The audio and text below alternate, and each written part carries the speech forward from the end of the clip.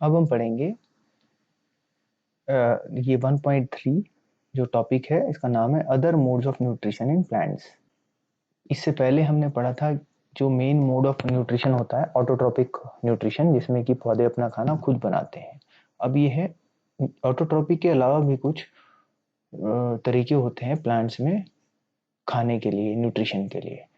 तो जिन पौधों में क्लोरोफिल नहीं होता है, जैसे कुछ पौधे होते हैं जिनमें ग्रीन क्लोरोफिल नहीं होता, जो पिगमेंट होता है, जिसकी वजह से वो अपने आप खाना नहीं बना पाते हैं। तो वो खाना कैसे खाते हैं ये हम इस वीडियो में सीखेंगे। There are some plants which do not have chlorophyll. जो यहाँ कुछ प्लांट्स होते हैं जिनमें क्लोरोफिल नहीं होता। They can't synthesize their food. वो अपना खाना नहीं बना सकते। How do they survive and from where do they drive nutrition. यानी वो कैसे जिंदा रहते हैं और उनको न्यूट्रिशन कहाँ से मिलता है, यानी कि पोषण कहाँ से मिलता है, यानी उनको फूड कहाँ से मिलता है। Like humans and animals, such plants depend on the food produced by other plants. जैसे ह्यूमंस और एनिमल्स प्लांट्स के ऊपर डिपेंडेंट हैं फूड के लिए, ऐसे ही ये पौधे भी जिनके अंदर क्लोरोफिल नहीं होता है, जो अपना फूड खुद नहीं बना सकते हैं, वो प्लांट्स भी दूसरे प्लांट्स के ऊपर डिपेंडेंट हैं। और इसीलिए इनको बोलते हैं हेटेरोट्रॉफिक मोड ऑफ न्यूट्रिशन, इसीलिए बोल देते हैं। यानी दे ऑल्सो यूज, जैसे हम ह्यूमंस और एनिमल्स करते हैं हेटेरोट्रॉपिक मोड ऑफ न्यूट्रिशन, ऐसे ही ये प्लांट्स भी heterotrophic mode of nutrition use करते हैं। अभी एक फिगर है 1.5 जो हम देखेंगे थोड़ी देर में। Do you see a yellow wiry branched structure twining around the stem and branches of a tree. ये एक नीचे एक फोटो आएगी जो हम आपको अभी दिखाते हैं। ये जो आप पिक्चर में देख रहे हैं, ये एक ट्री के ऊपर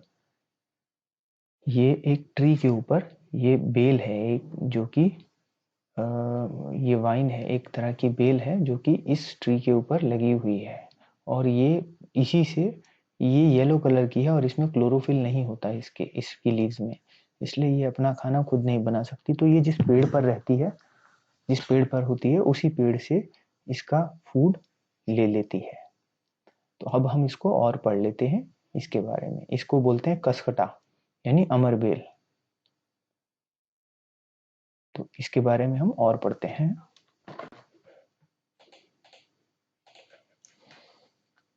तो this is the plant called Cuscuta या अमरबेल। इसको हम अमरबेल या कसकटा बोलते हैं। It does not have chlorophyll. इसमें क्लोरोफिल नहीं होता। It takes readymade food from the plant on which it is climbing. तो जिस पेड़ के ऊपर ये चढ़ती है, उसी पेड़ के ऊपर से ये रेडीमेड फूड उस प्लांट से ले लेती है। The plant on which it climbs is called the host. जो पेड़ के ऊपर ये रहती है, ये चढ़ती है, ये बेल, उसको होस्ट बोलते हैं। होस्ट, HOST, होस्ट, यानी कि जो इस पेड़ को रखता है। Since it deprives the host of valuable nutrients, यानी ये होस्ट से जो होस्ट को न्यूट्रिएंट्स मिलने चाहिए वो उससे ले लेती है और उस होस्ट को नहीं मिल पाते हैं, इसलिए इसको पैरासाइट भी बोल देते हैं।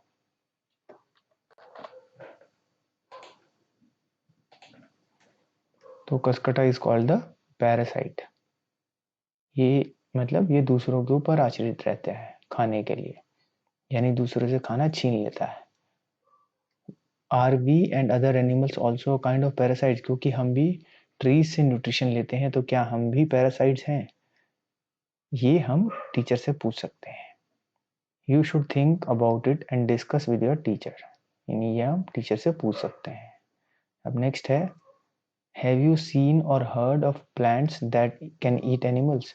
क्या आपने ऐसा सुना है कि कोई प्लांट या जो है वो एनिमल खा सकता है? There are a few plants which can trap insects and digest them. कुछ प्लांट्स ऐसे होते हैं जो कि कीड़े मकोड़ों को पहले तो घेर लेते हैं, ट्रैप करते हैं, और उसके बाद उनको डाइजेस्ट कर देते हैं, यानी उनको खा लेते हैं। Is it not amazing? मतलब ये आपके लिए आश्चर्य की बात होगी। सच प्लांट्स में भी ग्रीन और ऑफ सम अदर कलर। ऐसे प्लांट्स हो सकता है ग्रीन कलर के हो या कोई और कलर के हो। Look at the plant in figure 1.6। ये जो एक फिगर दिखा रखी है 1.6, ये वाली फिगर 1.6, इसमें लिखा है कि ये एक प्लांट है, इसको बोलते हैं पिचर प्लांट। तो ये प्लांट जो है, द पिचर लाइक और jug like structure is the modified part of the leaf. यानी इसमें क्या है कि ये जो लीफ है, लीफ के आगे ये जग टाइप का स्ट्रक्चर है, जो आप ये देख सकते हैं, ये बड़ा करके दिखाया हुआ है। इसमें जग की तरह का स्ट्रक्चर है और इसके ऊपर ये ढक्कन जैसा एक बना हुआ है। ये आप देख सकते हैं यहाँ पर सब पर ये ऐसा ही जग टाइप का बना हुआ है और उसके ऊपर एक लिड टाइप का लगा हुआ है, यानी ढक्कन टाइप का लगा हुआ है। तो the apex of the leaf forms a lid which can open and close the mouth of the pitcher. तो ये इसके ऊपर जो लिड है ये बंद या खुल सकती है। Inside the pitcher there are hairs which are directed downwards. ये पिचर के अंदर ऐसे बाल होते हैं जो कि नीचे की तरफ, ऐसे नीचे की तरफ, अंदर नीचे की तरफ डायरेक्टेड होते हैं। मतलब अगर कुछ कोई कीड़ा या कोई इंसेक्ट इस पर बैठता है तो वो नीचे की तरफ खिसक जाता है। When an insect lands in the pitcher, the lid closes and the trapped insects get entangled into the hair. तो जो जब कोई इंसेक्ट इसके अंदर आता है तो वो बालों में फंस जाता है और फिर धीरे धीरे नीचे चला जाता है और फिर उसके बाद ढक्कन भी बंद हो सकता है। The lid closes, the lid closes and the insect is trapped. तो एक बार जब ढक्कन बंद हो जाता है, लिड बंद हो जाता है, तो उसके बाद इंसेक्ट उसमें फंस जाता है। The insect is digested by the digestive juices secreted in the pitcher and its nutrients are absorbed.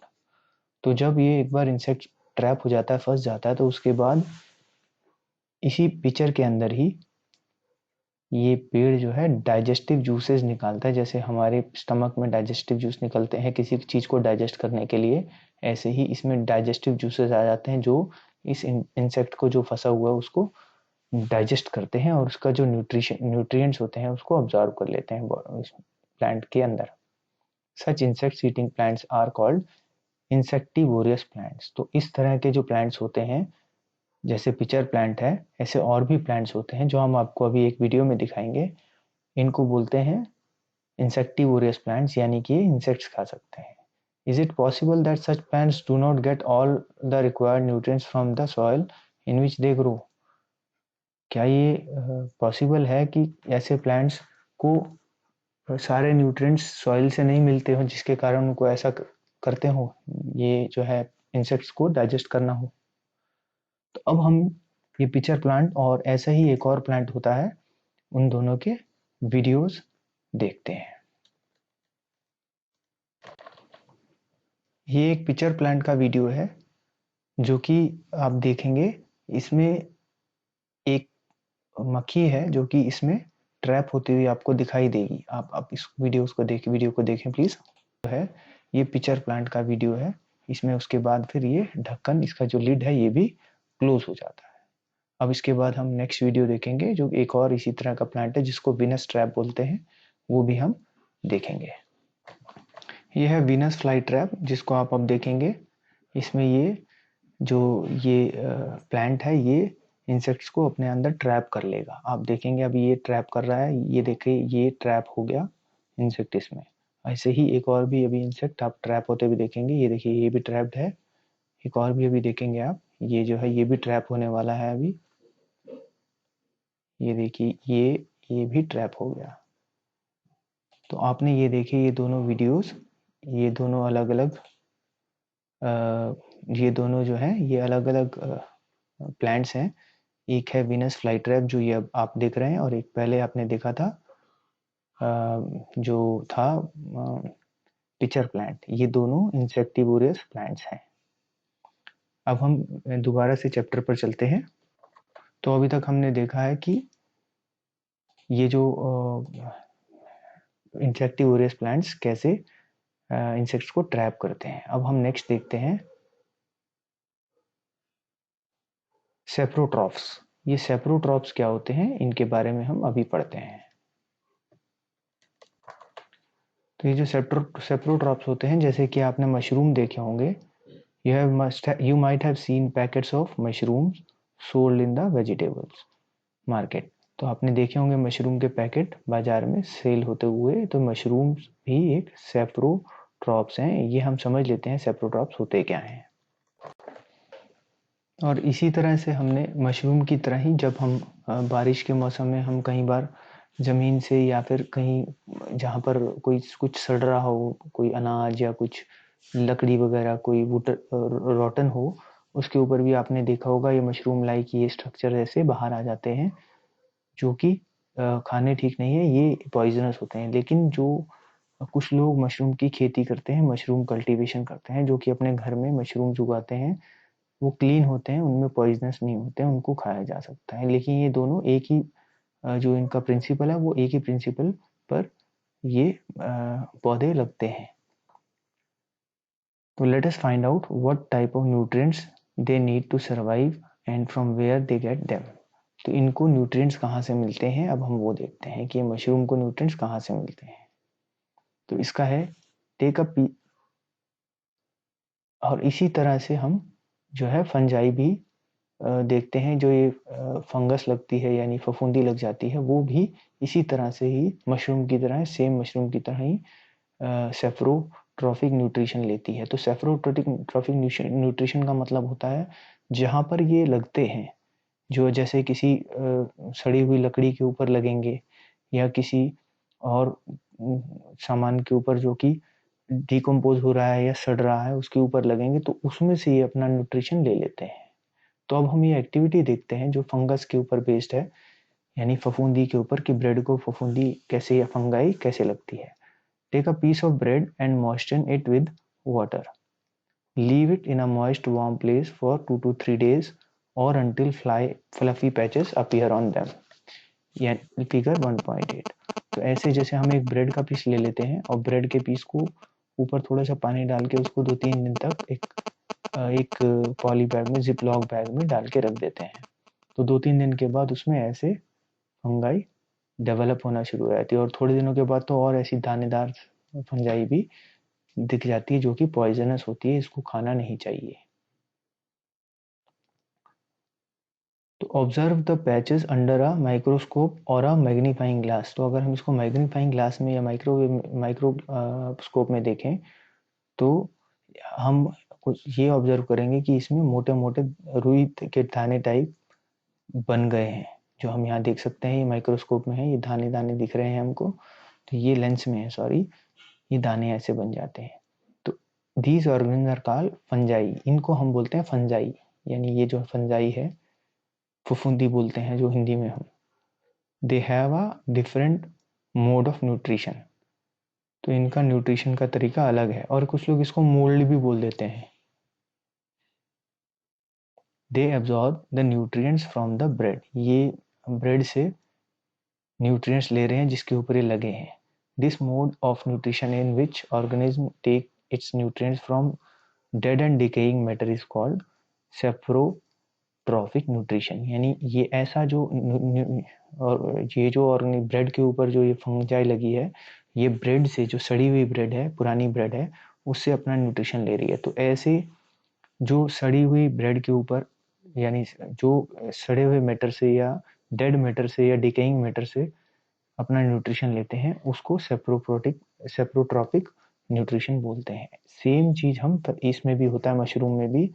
जहाँ मशरूम लगाते हैं वहाँ पर ये सब, ये डिकेइंग मैटर है, यानी डेड मैटर है, जो कि जैसे कि इसमें सूखी पत्ती, गीली पत्तियां होंगी या और कुछ ऐसा मटेरियल होगा जो डिकम्पोज हो रहा है, उसके ऊपर ये मशरूम्स लगते हैं।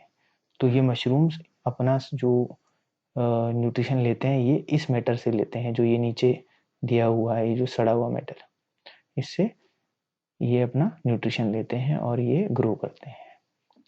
तो such organism with saprotrophic mode of nutrition are called सेप्रोट्रॉफ्स।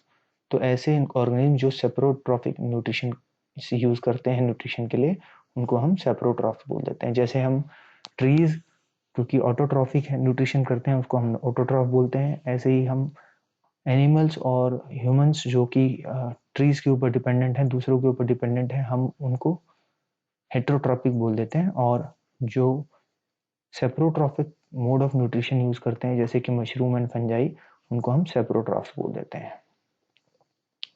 इसी तरह से ये जो फंजाई है, ये फंजाई बहुत पॉइजनस होती है और ये हमारी बॉडी के लिए ठीक नहीं होती। ये कई बार पिकल्स के ऊपर भी हो जाती है, लेदर के ऊपर भी हो जाती है, क्लोथ्स के ऊपर भी आ जाती है, और कुछ और आर्टिकल्स के भी आ जाती है जब कभी हॉट एंड ह्यूमिड वेदर होता है लंबे समय के लिए, यानी जब बारिशें हो जाती हैं रेनी सीजन में, तो ये हमारी अलमीरा में कपड़ों के ऊपर लग जाती है, बॉक्सेस में लग जाती है, या खाने के सामान में लग जाती है जल्दी से, या पिकल्स के ऊपर भी लग जाती है, लेदर के ऊपर भी लग जाती है। तो ask your parents about the menace of fungi in your house. आप अपने पेरेंट्स से ये जो फंजाई है यानी फफूंदी, इसके बारे में बात करेंगे तो वो आपको बता सकेंगे कि ये कितना समस्या क्रिएट कर देती है। The fungal spores are generally present in the air.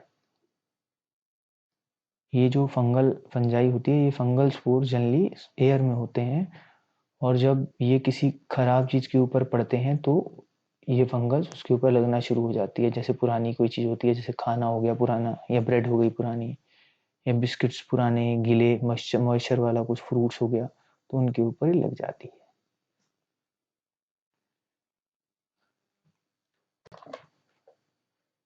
और ग्रो करती है।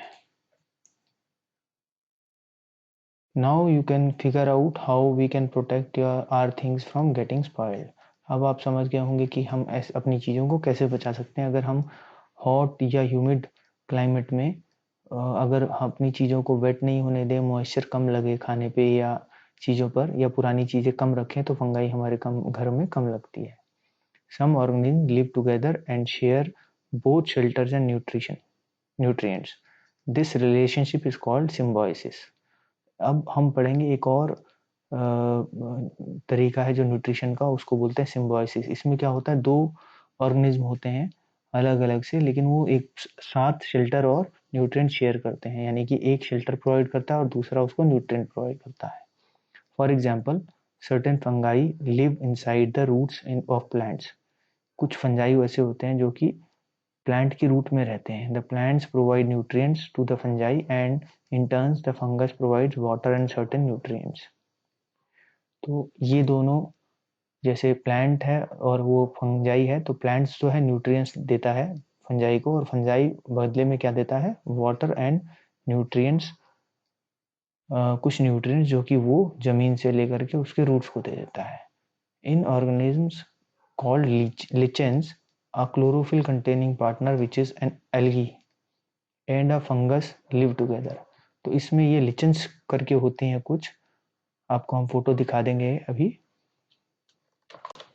तो ये हैं लिचन्स, आप इसे देख सकते हैं। इसमें क्या है कि इसमें दो पार्ट्स होते हैं। इसमें एक तो ये ऊपर जो आप देख रहे हैं ग्रीन, ये तो प्लांट है, और नीचे इसके ये आप देख सकते हैं ये एल्गी है, ये मॉस है, जो कि इसके बिल्कुल साथ साथ पूरे में नीचे फैली हुई है।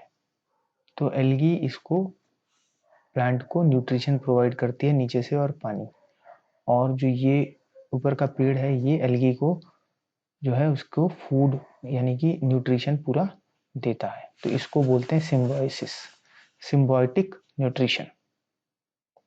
तो ये एक और तरह का न्यूट्रिशन था जो हमने अब देखा है। नेक्स्ट है 1.5 है topic, how nutrients are replenished in the soil. क्योंकि जब हम सॉइल में फसल उगाते रहते हैं, फार्मर्स जो हैं ये हर बार हर साल वीट, राइस, वेजिटेबल्स, फ्रूट्स ये सब कल्टीवेट करते हैं, हार्वेस्टिंग होती है, तो over a period of time यानी कुछ समय के बाद उसमें न्यूट्रिएंट्स की कमी हो जाती है सॉइल में। तो उसको कैसे रिप्लेनिश करते हैं वो इस टॉपिक में दिया हुआ है। Have you seen farmers spreading manure or fertilizer in the fields or gardeners using them in lawns or in pots? Do you know why this is done? यानी आपने देखा होगा कि फार्मर्स जो है वो खाद या फर्टिलाइजर डालते हैं फील्ड्स में यानी खेतों में, और जो गार्डनर होता है वो पॉट्स में इसी तरह से जो है लॉन में और पॉट्स में फर्टिलाइजर या मेन्योर कुछ डालता है। तो ये क्यों करते हैं? You learn that plants absorb minerals and nutrients from the soil. हमने ये सीखा कि जो प्लांट्स हैं, पौधे हैं, वो मिनरल्स और न्यूट्रिएंट्स सॉइल से लेते हैं। So their amount in the soil keeps on declining. इसलिए जो सॉइल के अंदर न्यूट्रिएंट्स और मिनरल्स होते हैं वो कम होते रहते हैं क्योंकि प्लांट्स उनको ऑब्जॉर्व करते हैं। तो fertilizers and manures contain nutrients such as nitrogen, potassium, phosphorus etcetera. तो फर्टिलाइजर्स और मेन्योर्स के अंदर क्या होता है, न्यूट्रिएंट्स होते हैं जैसे कि नाइट्रोजन, पोटेशियम, फॉस्फोरस, जो इम्पोर्टेंट न्यूट्रिएंट्स होते हैं जो पौधों को चाहिए होते हैं वो होते हैं। These nutrients need to be added from time to time to enrich the soil. तो ये हम टाइम टू टाइम हर 3 महीने 6 महीने में ये हम न्यूट्रिशंस फार्मर जो है ये ऐड करते रहते हैं और मेन्योर और फर्टिलाइजर्स डालते रहते हैं, जिससे सॉइल में इन इम्पॉर्टेंट न्यूट्रिएंट्स की कमी नहीं होती है और ये एनरिच हो जाती है सॉइल, मतलब सॉइल में ये दोबारा से न्यूट्रिएंट्स आ जाते हैं। We can grow plants and keep them healthy if we can fulfil the nutrient requirement of the plants. जो पौधे हैं वो तभी ग्रो करेंगे और हेल्दी रहेंगे जब हम उनकी जो न्यूट्रिएंट्स की रिक्वायरमेंट है वो पूरी कर देंगे। और न्यूट्रिएंट्स की रिक्वायरमेंट पूरी करने के लिए हम क्या करते हैं, मेन्योर यानी खाद और फर्टिलाइजर्स यानी उर्वरक हम डालते रहते हैं। Usually crop plants absorb a lot of nitrogen and the soil becomes deficient in nitrogen। जो जनरली जो ये क्रॉप प्लांट्स होते हैं जैसे कि वीट है, राइस है, मक्का है और दाल वगैरह है, तो इनके अंदर जो है ये काफ़ी सारा नाइट्रोजन अब्जॉर्ब कर लेते हैं सॉइल से, इसलिए जो सॉइल में नाइट्रोजन की डेफिशिएंसी हो जाती है। You learned that though nitrogen gas is available in plenty in the air, plant cannot use it in the manner they can use carbon dioxide। तो हमने ये भी सीखा था कि जो प्लांट्स हैं वो कार्बन डाइऑक्साइड को जैसे यूज़ कर सकते हैं वैसे नाइट्रोजन को यूज़ नहीं कर सकते, क्योंकि नाइट्रोजन बहुत है हमारे एनवायरनमेंट में, सबसे ज़्यादा नाइट्रोजन है, around 70+% of nitrogen is there in our atmosphere. लेकिन वो प्लांट्स जो हैं उसको ऑब्जर्व नहीं कर सकते, वो सिर्फ कार्बन डाइऑक्साइड को ऑब्जर्व कर सकते हैं। तो they need nitrogen in a soluble form, यानी उनको किसी और तरीके से नाइट्रोजन चाहिए जो कि सॉल्यूबल हो, या तो वाटर में या सॉइल में।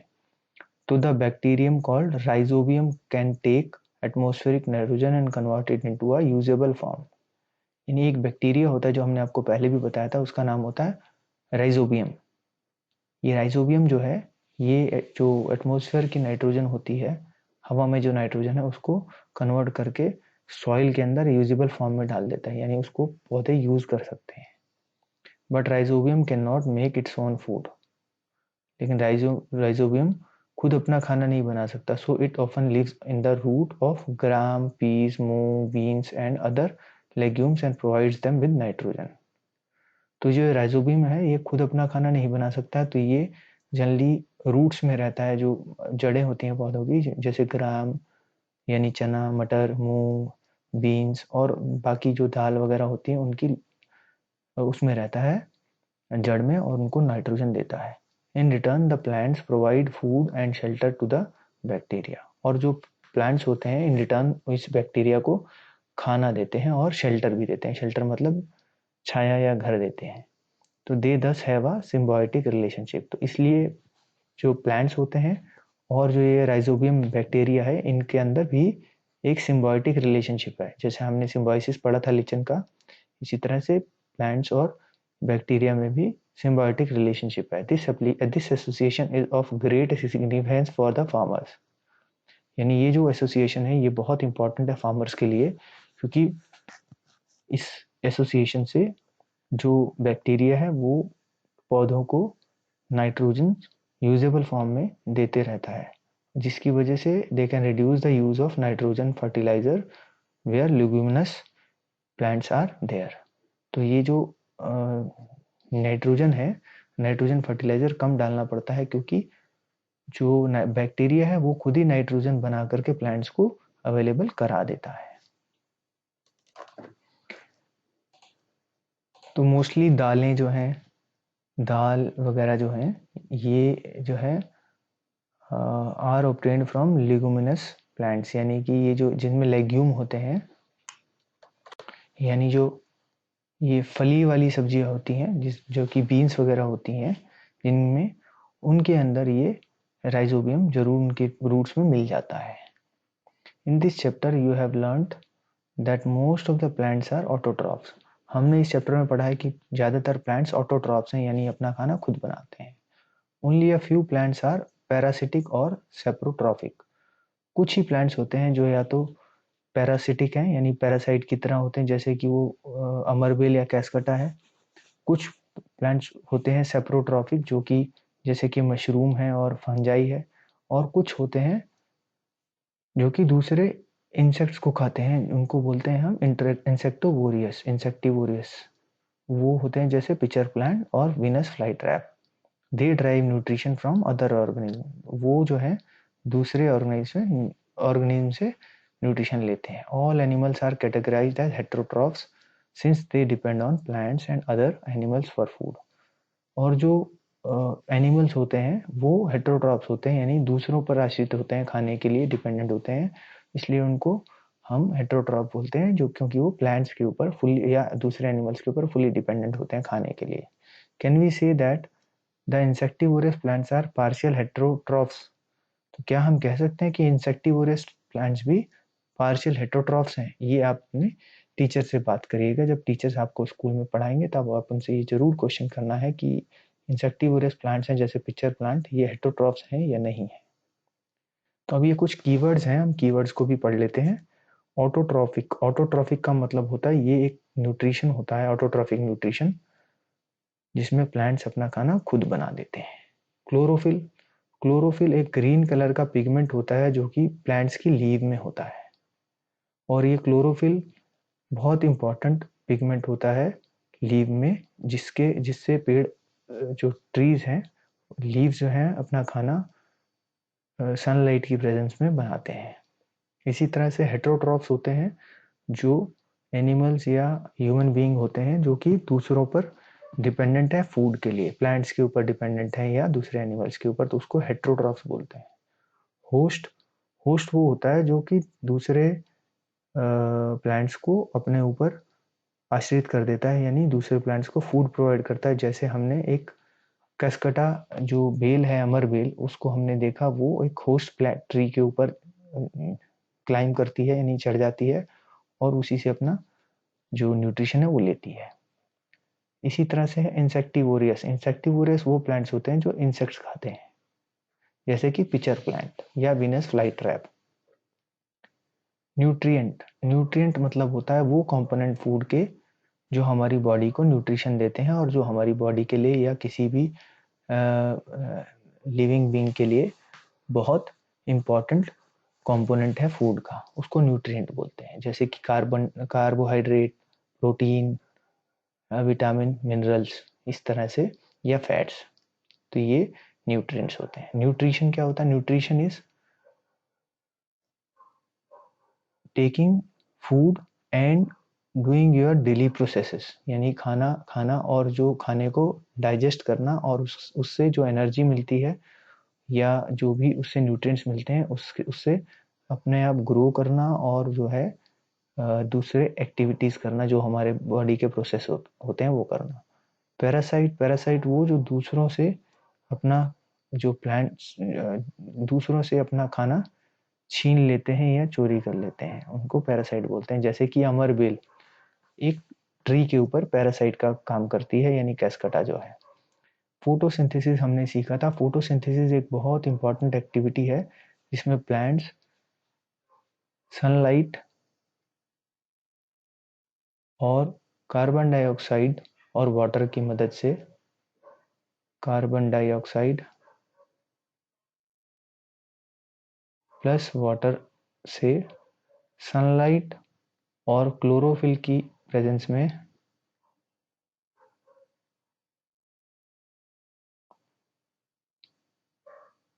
एक तो कार्बोहाइड्रेट बनाते हैं और साथ में ऑक्सीजन रिलीज करते हैं। तो ये जो फोटोसिंथेसिस की एक्टिविटी है, प्रोसेस है, ये बहुत इंपॉर्टेंट है, जिसकी वजह से इस अर्थ के ऊपर लाइफ चलती है। सेप्रोट्रॉप्स वो उस तरह के प्लांट्स होते हैं जो कि डेड या डिकेइंग मैटर के ऊपर, यानी डेड या डिकेइंग मैटर से अपना न्यूट्रिशन लेते हैं। ऐसे ही सेप्रोट्रॉफिक न्यूट्रिशन वो न्यूट्रिशन है जिसमें कि प्लांट्स डेड या डिकेइंग मैटर से न्यूट्रिशन लेते हैं। स्टोमेटा, स्टोमेटा वो ओपनिंग्स हैं जो लीफ के ऊपर होती हैं, जो पत्ती के ऊपर होती हैं, जो पेड़ की पत्तियां होती हैं, इनके ऊपर ऐसी ओपनिंग्स हैं जो कि कार्बन डाइऑक्साइड को ऑब्जॉर्व करती हैं। ये बहुत ही स्मॉल पोर्स होते हैं जो कि नेकेड आई से नहीं देखे जा सकते, आंख से नहीं देख सकते। इसको माइक्रोस्कोप में देखते हैं तो एक इसमें ऐसी कवरिंग्स होती हैं, और ये यहाँ पर ये गार्ड सेल्स हैं, और ये है स्टोमेटल ओपनिंग। तो ये स्टोमेटा होता है जो कि जहाँ पर कार्बन डाइऑक्साइड ऑब्जॉर्व होती है लीफ में, तो वो उसको बोलते हैं, जहाँ पर कार्बन डाइऑक्साइड ऑब्जॉर्व होती है लीफ के अंदर, उसको स्टोमेटा बोलते हैं। तो ये हमने सारे कीवर्ड्स कर लिए हैं। अब नेक्स्ट वीडियो में हम इसके फर्स्ट चैप्टर के क्वेश्चन आंसर्स करेंगे।